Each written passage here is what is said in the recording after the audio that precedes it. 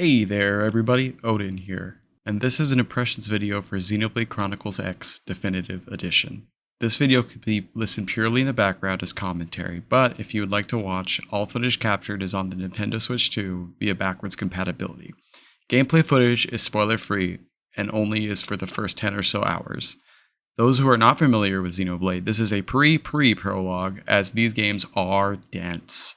I do not give scores, but will comment on aspects of the game. Timestamps are in the description. And remember, if you like this video, please like and hit that subscribe button and notification bell for more. Now, let's get on with it. The year is 2015. Xenoblade Chronicles, a game that was brought to the United States via Operation Rainfall, was about to get a spin-off sequel. That's right, Xenoblade Chronicles X. However, this was a game that was brought to a system that was doomed from the start due to being launched on the Wii U. It was beloved, but had its own quirks that may or may not have sat well with fans. Nonetheless, for many, it was considered a cult classic and holds a special place in Xenoblade fans' heart. It featured a robust open world that encouraged exploration as well as an engaging combat system that was built upon its predecessor. Xenoblade Chronicles X featured overdrives and Skell combat. It was good. It was very good. But not many had experienced this masterpiece due to the forsaken Wii U. The year is 2025. 10 years later, Xenoblade Chronicles X Definitive Edition is now on the Nintendo Switch to be experienced again.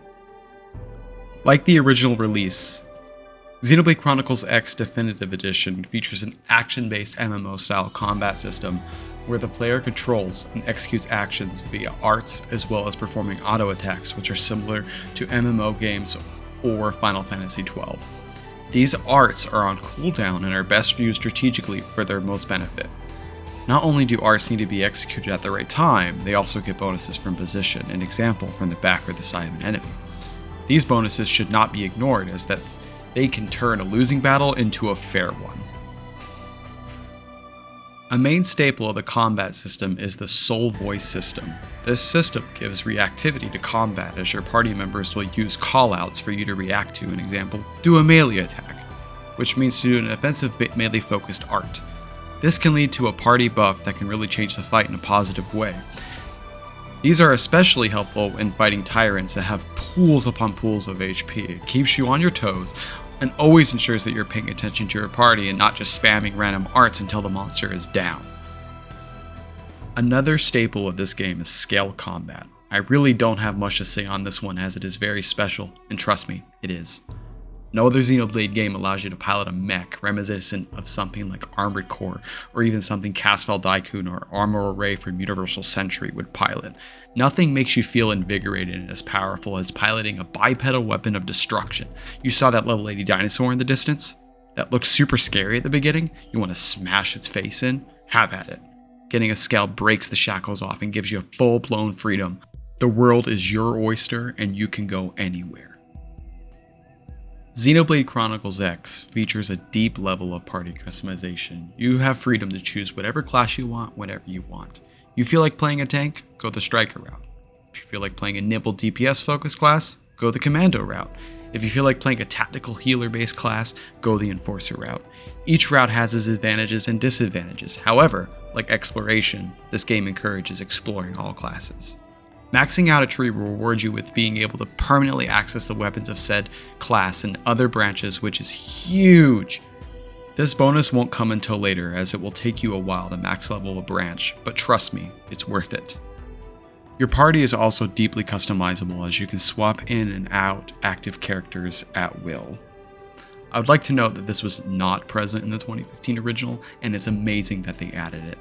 This is a huge quality of life feature and encourages trying out different combinations of active party members which each have their own skills, which tend to borrow from other classes to help give them their own identity. I could probably just say this game's music was handled by Hiroyuki Sawano, and for many people that would be enough. This game has serious highs when it comes to its soundtrack, my personal favorite being the Tyrant battle theme. I don't have much to say when it comes to the music except for that it is an absolute banger. Oh my god, is this such a banger. Just the first field track for Primordia, which you experience in the first 20 to 30 minutes, should say enough. Now, there is one track I do not like, that is New Los Angeles Night. After a while, hearing, yeah,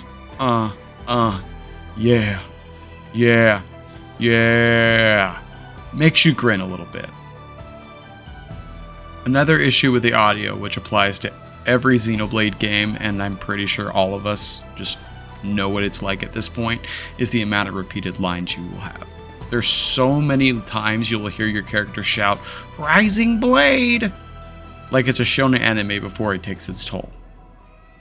This is a minor complaint, and honestly it could be overlooked as this helps with identifying what attacks are happening by your party members, but oh my gosh, it can be annoying, especially when you're at the 80 to 100 hour mark of these games. As for issues, honestly, I don't have many issues with this one. The story could be better, but that's not the focus. This game's all about exploring a world that you do not know much about. Both the player and the party you explore with the world want to know more. But if I had to nitpick, my issues are that the story can have some pacing issues.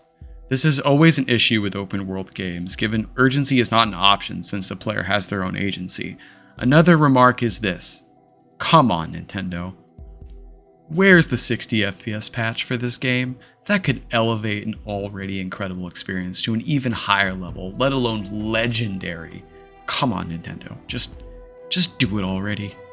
I love this game as much as I love all Xenoblade Chronicles games. And honestly, I would try to say that this game was coming out for years before this was released.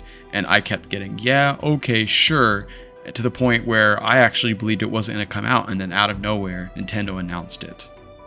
If this video does not explain it enough, I definitely recommend this one. And if you haven't bought it already, do not turn it down. Thanks for tuning in. Odin here. Have a Zantetsuken day. Peace out.